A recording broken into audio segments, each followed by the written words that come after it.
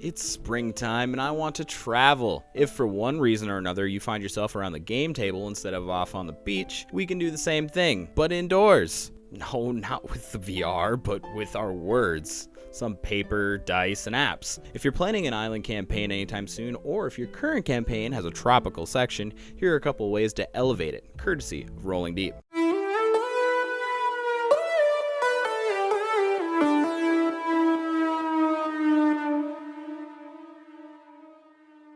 Let's take a walk through the Dungeon Master's Guide because it has several key assumptions that your island campaign needs to pay attention to, which are going to guide a lot of my advice today. In the A World of Your Own chapter, there lists several core assumptions that will be made about your world. But first, let me ask you a question. Have you ever tried to camp on a Bureau of Land Management owned plot of land?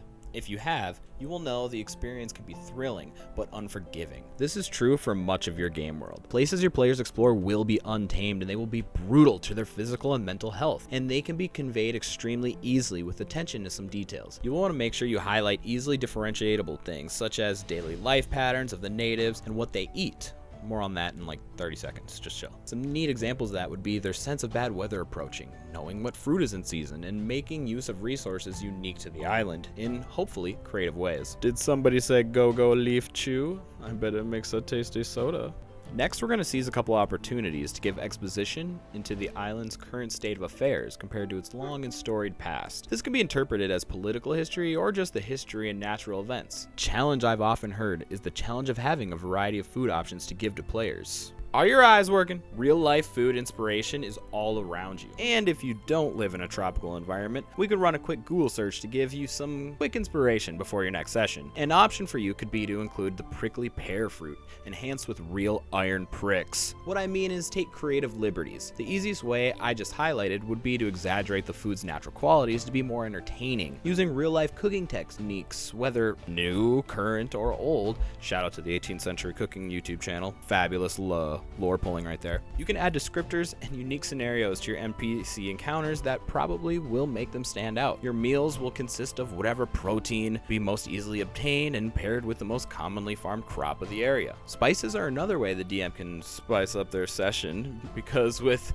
any spice they can have an infinite amount of freedom. They can, on the fly, come up with any sort of potential buff your party may need, or serve as a means to take them down a notch. And you can't forget about the squash family. There's over 100 varieties of the juicy boys alone. But unless a feast is occurring, having a few flavorful meals to sprinkle adds a layer of realism and personality to your island nations. This paragraph was another core assumption, by the way.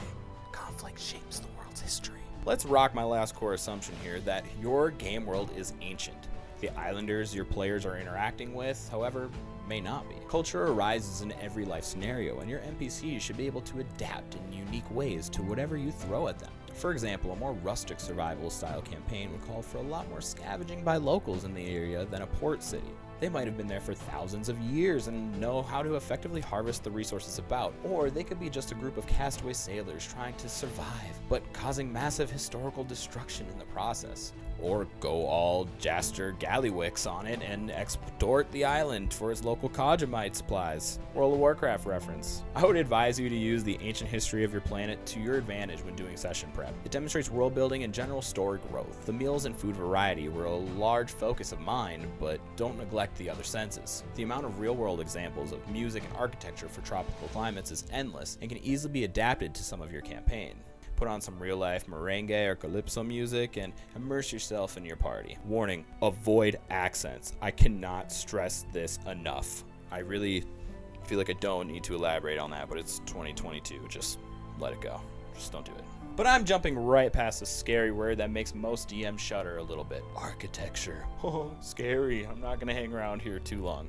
But this is actually a really simple thing to address as a DM. As an occasional player myself, please have a variety in the amount of portable camps and permanent settlements that you offer to people. They both tend to offer different encounters and be a good way for characters to show their true range of their alignments. The more permanent buildings of a port city should be larger and more prominent than that of a small camp by hunters, obviously, but pay attention to how their buildings are constructed, utilizing the products by their exports which they've built in a way to avoid calamity in the face of natural disasters. Any location you throw at your party has the potential to be memorable, but put in a little bit of extra effort to seal the deal. Whew, that was a lot of writing and reading to you guys. I think me and the gang are going to go back to our characters and go hang out on the beach. Or maybe we can just play inside. Thank you for watching. Please subscribe and follow us on Instagram, Twitter, catch us live on Twitch, Reddit, or here on YouTube. Have a good session and keep on rolling.